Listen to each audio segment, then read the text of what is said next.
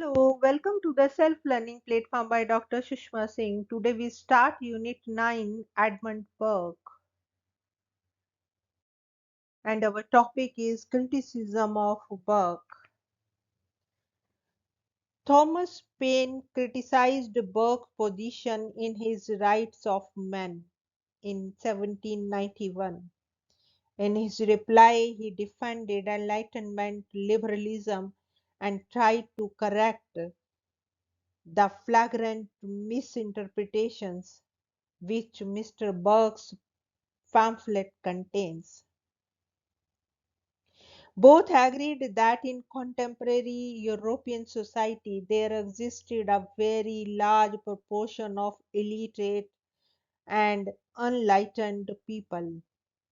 Burke, following Aristotle, argued that individuals different in their capacities, which is why any attempt to level would never succeed. Paine, on the contrary, attributed the very large numbers of illiterate people in the old world to bad government.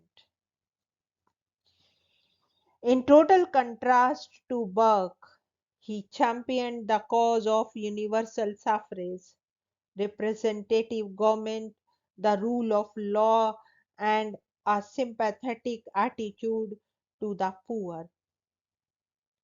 He denounced the hereditary system, whether in the name of the monarchy or aristocracy, or a hereditary governor, is as ridiculous as an hereditary author. Unlike Burke, Paine, following Locke, justified government as an outcome of a social contract between the people themselves. He was critical of the British Constitution for being unwritten, making it unhelpful as a reference point. Its precedents were all arbitrary, contrary to reason and common sense. Burke and Paine were representative symbols of the conservative and radical responses to the French Revolution. It was noteworthy that both of them championed the American cause, but were on opposite sides with regard to the French experiment. Their basic disagreements could be understood in light of their support to the American cause. For Burke, taxation without the representation violated traditional English rights and liberties, and that of English were on the wrong side of history because they violated their own well established practices.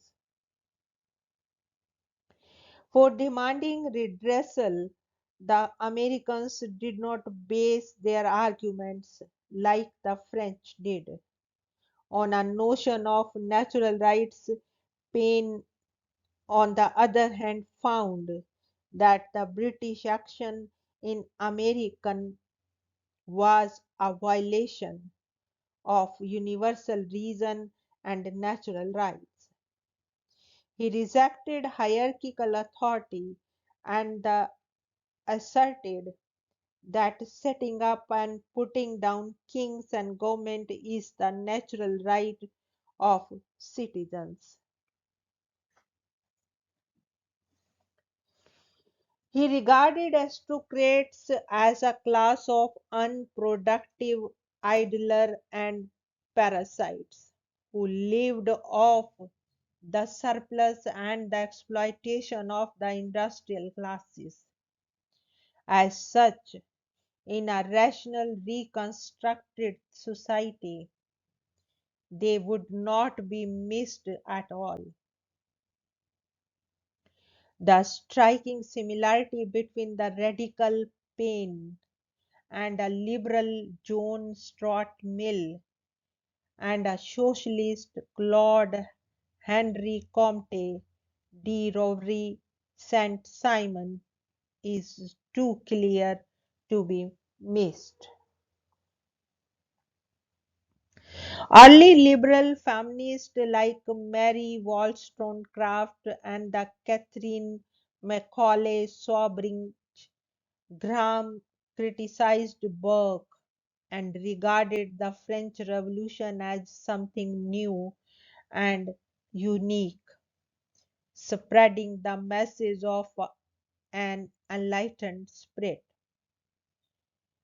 Wollstonecraft, echoing many contemporaries of her time, in her reply to Burke, pointed out the apparent contradiction of a liberal Burke supporting the American cause and the conservative Burke opposing Jacobinism. His praise of incredibly rights and tradition and his empathetic stress on the conservation of existing political relations indicated a lack of reason and a predominance of sentiment, leading to social stagnation, hindering the progressive and dynamic nature of socio-political life. She accused him of championing the maintenance of unequal property and, if necessary, of despotism and the tyranny, for property not only restricted liberty by creating inequalities but also undermined sociability among unequals. According to Wollstonecraft, there could be no friendship and mutual respect. Wollstonecraft, unlike Burke, saw the church as fundamentally corrupt, having secured vast property from the poor and the ignorant. With the help of David Hume, History of England, she tried to show that English law was product of contingencies rather than the wisdom of the ages.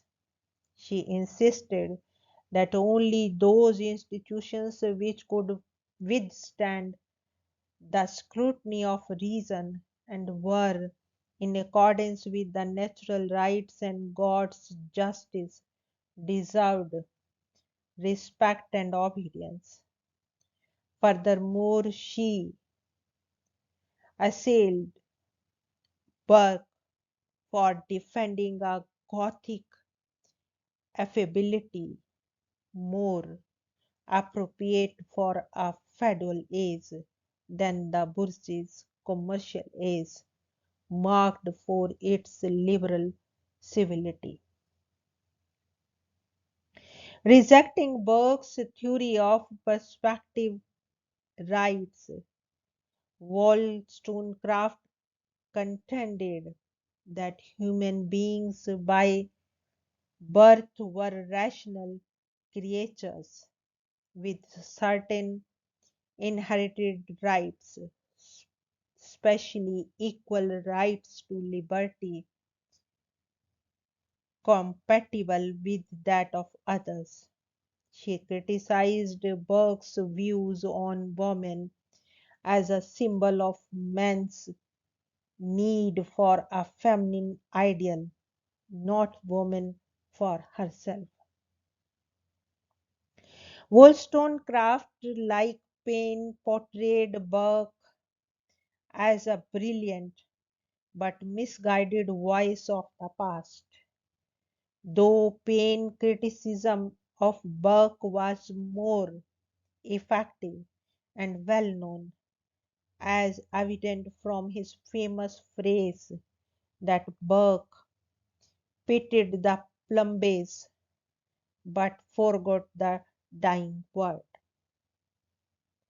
It was Wollstonecraft who advocated a more radical stance than Paine for ameliorating the plight of the poor. Paine did not have any plan for social leveling other than taxing the rich and insisting that appealing conditions of the poor must be improved. But he failed to offer any economic solution to the problem. On the other side, Wollstonecraft suggested the adoption of economic means for improving the conditions of the poor by dividing a state into small farms and endorsed plans for the working class, which could lead to their betterment. Wollstonecraft was the first to lay stress on the equal rights and status for women by pointing to the incompleteness of the natural rights doctrine, which understood the individual to be a male and left out the female. Another refutation came from James McClintosh. In it, he insisted that Burke has trampled upon the ideas of Wingism and aligned himself instead with Troy, superstition, and chivalry. In opposition to Paine, McClintosh invoked the ideals of 1688 in explaining the events in France. He supported the revolution for its attempt to make France a commercial society.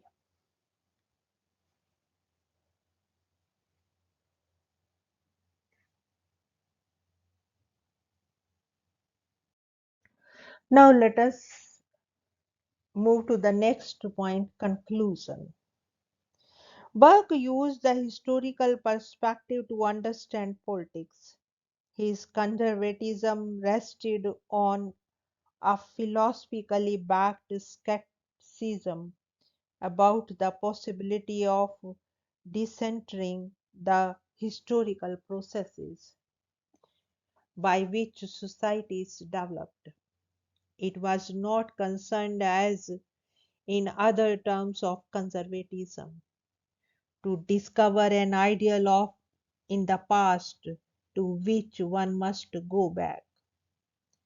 His reputation was that of a reformer, for he held that one must reform in order to preserve, and that a society without the means of reformation could not have the means of preservation. However, he emphasized on immuting the ambit of reforms to eradicate the present evil and not aim at realizing a blueprint that would conform to rational standards. For Burke, revolutionary change was undesirable not only for the uncontrollable violence it unleashed, but also because it inevitably led to seizure of power by those who were unable to use it harmoniously. Reforms, on the other hand, could also be dangerous if taken to extremes, making them obtuse and unacceptable to their participants. Change could be enduring and feasible only if it attempted to conserve. Burke impressed upon the importance of acting prudently, improve by preserving and reform by changing, and not by embarking upon a complete break with the past and traditions. He respected institutions that had worked reasonably well over a period of time, but did not favor the status quo. His respect for prescription was applied to tested schemes and not to untried ones. Hannah Arendt, enduring Burke demonstrated that for a revolution to succeed in protecting liberty and avoiding terror had to be limited in its ambit and the political in nature like the American one and not social like the French and Russian Revolution. Burke also favored penal reforms, abolition of slavery, and reduction in the number of governmental sincreries. But Burke did not, like Locke, believe that conveniences were created when human beings mixed their labor with the earth and its raw materials. He did not see any contradiction in the expansion of commerce and the importance of prescription, though he admitted that it was not easy to strike a balance between the roles of the market and the state. The state was necessary to ensure political stability. He defended a society not based on coercion and thus was a precursor to the liberal J.S. Mill and not the conservative de Maistre. Burke made politics dignified and efficient. He deliberated judicially on important issues and has endured as a permanent manual of political wisdom without which statesmen are as sailors on an uncharted sea. However, he was not free from the prejudices of his time and tried to create a natural aristocracy in politics, which is a negation of equal opportunities on which the mass democracies of our time are based. Today we believe in just the opposite that Burke believed in, namely that politics is too serious in business to be left to politicians alone.